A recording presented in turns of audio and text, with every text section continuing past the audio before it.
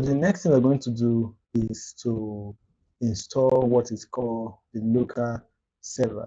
Because for us to run WordPress, we need a local server installed in our local machine.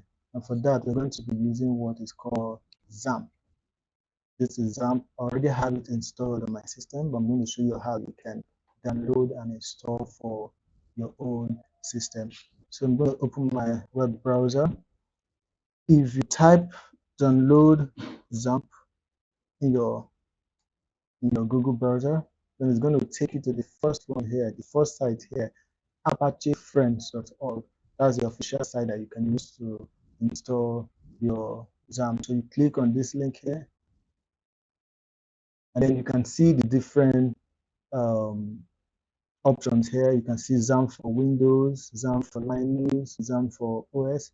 So depending on the system you are using, you have to choose that. So I'm using Windows. I'm going to go with Windows, and my system is 64-bit.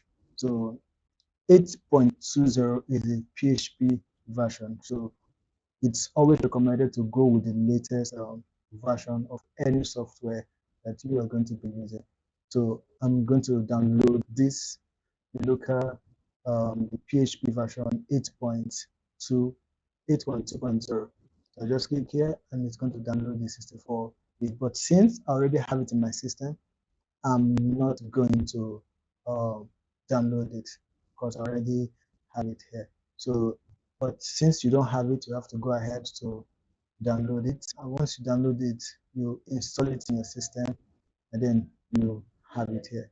So after downloading and installing it, you want to start it up. And how do you start it up? I'm going to show you that in the next video.